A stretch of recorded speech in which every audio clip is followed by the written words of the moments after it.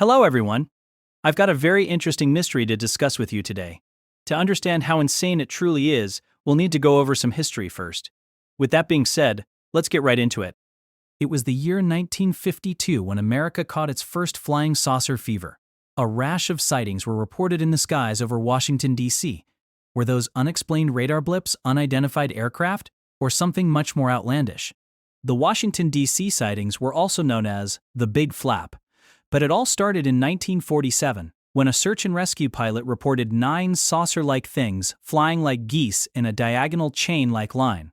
Their speed reportedly exceeded 1,000 miles per hour. Within just a few weeks, the sightings of unidentified flying objects were reported in 40 other states. Later, the so-called explanations were found. The sightings were said to be either hoaxes or misidentifications of known aircraft and natural phenomenon. However, there were a few cases that were left unexplained. By 1952, the UFO investigation unit, known as Project Blue Book, had been founded. It was led by Captain Ruppelt. He and his team investigated at least a few dozen sightings per month. Then, the April 1952 issue of Life magazine, with an eye-catching headline, "There is a case for interplanetary saucers." The article made quite a convincing case and spoke about 10 unexplained UFO incidents, claiming the flying objects were extraterrestrial in origin. According to the Washington Post, after the appearance of the article, the number of UFO sightings grew 6-fold, with 23 in March 1952 and 148 in June. By July, the UFO mania was in full swing. All that was missing was a spark, which happened before midnight on Saturday the 19th, 1952.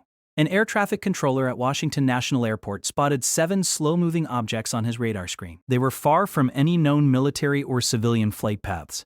He called his supervisor and joked about a fleet of flying saucers. Simultaneously, 2 other air traffic controllers at National spotted a bizarre bright light hovering in the distance. It suddenly dashed away at breakneck speeds. At Adrews Air Force Base, located in Prince George's County, Maryland, radar operators noticed the same unidentified blips. Those were slow and clustered at first, but then they raced away at a speed exceeding 7,000 miles per hour. One Adrews operator looked out of his tower window and claimed to see something he later described as an orange ball of fire with a tail. A commercial pilot flying over the Virginia and Washington, D.C. area saw 6 streaking bright lights that resembled falling stars without tails. 2 jets were sent out to look for the UFO, but every time they got close to the location shown on the radar screens, the weird blips would disappear. By dawn of July 20th, the objects were gone altogether. Ruppelt, the leader of Project Blue Book, found out about the sightings a few days later, after flying to Washington, D.C. and reading news reports. He tried to get to National and Adrews to interview the radar operators and air traffic controllers, but wasn't allowed to take a government-issued vehicle. He had to fly back to Ohio with nothing. In a few days, UFO were spotted over the Capitol once again.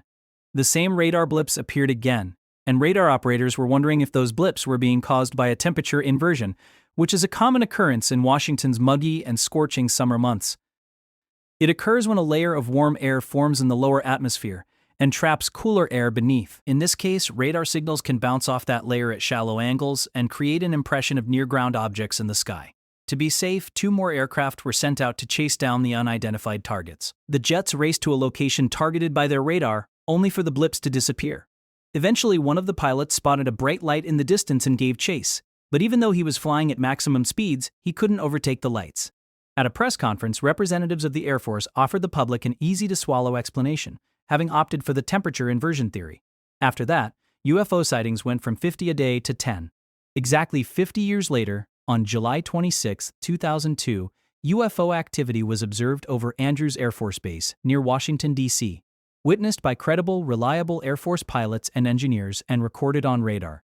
A fleet of 7 solid targets were seen hovering, cruising, surrounding, and accelerating at phenomenal rates of speed. Then, blip, they vanished from the radar and from the sky. This blue light was beginning to sound very intelligent in my opinion. An anniversary appearance? How very attention-grabbing. On July 27, 2002, in a telephone conference with UFO researcher Kenny Young and Major Snyder, command spokespersons for both NORAD and the U.S. Space Command said, "NORAD is absolutely not concerned about this situation. We posture our forces according to the threat, and at no time did this incident involve any threat to our country. It was an innocuous happening." And that was that.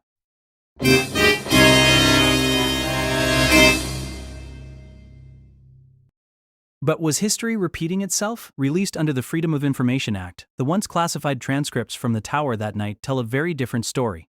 That night, no one thought it was temperature inversion, including the lieutenant in charge. The report read, he, Lieutenant Holcomb, felt that the scope targets at that time were not the result of inversion, and so advised the command post with the suggestion that a second intercept flight be requested. So, it's probably fair to say that given the penalties like prison for divulging classified information, we may never know the truth about July 26, 2002. Was it a bird? Was it a plane? Was it a UFO? Or was it a temperature inversion? You be the judge. 22 minutes after the hour, there is a very bizarre story developing in Washington, D.C. right now. Something strange happened in the wee hours of this morning over the area around Andrews Air Force Base, Maryland. They had to scramble fighter jets. But what exactly they were tracking is the big question here. Brian Wilson has been doing some investigating. He's live now in D.C. Brian? Well, Linda, I don't know really what to make about all this. And before I go any further, just remind folks that I do have a reputation as being a serious journalist. But at 1 o'clock this morning, two F-16s belonging to the 113th Wing of the D.C. Air National Guard were scrambled to respond to something that NORAD was picking up on a radar track. They said it was a radar track of concern. Pilots were sent over to the area where this object of concern was said to be, and they intercepted. They tried to intercept, but did not intercept because when they got there, they found nothing. They're still trying to figure out exactly what was going on. NORAD says it doesn't have any explanations about what that thing was that they were tracking. Independent of all this, local radio station WTOP here in Washington has been talking to people who live in that area, and they say that they saw a bright blue ball of light. Some people said it was occasionally orange in the sky, and they saw jets chasing the thing. They say, here's a quote from the guy, the jets were right on his tail.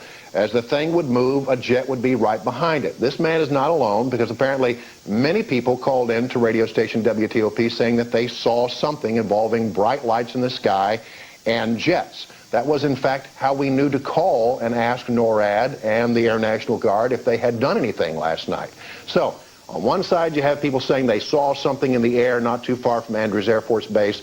On the other side of the equation, you have the Air National Guard and NORAD confirming that indeed there was activity at about the same time last night, not far from Andrews Air Force Base. We still try to figure out what's going on here, but something happened last night, and it was interesting to enough people to call in and report it. Well, Linda, that's all I know. Okay, as the saying goes, the truth is out there. Correspondent Brian Wilson, let us know what you find out, my friend. All right, will do. All right. I remember seeing something about this in the news back in 2002, but I didn't know the whole story until I decided to look into it. It seems like nothing's really changed, and the whole incident is still shrouded in mystery.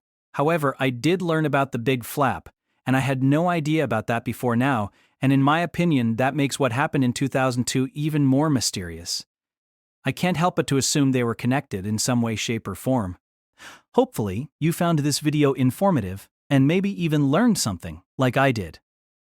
Thank you for watching, and as usual, if you're a fan of urban legends, folklore, unsolved mysteries, cold cases, and all things mysterious, make sure you like and subscribe to the channel.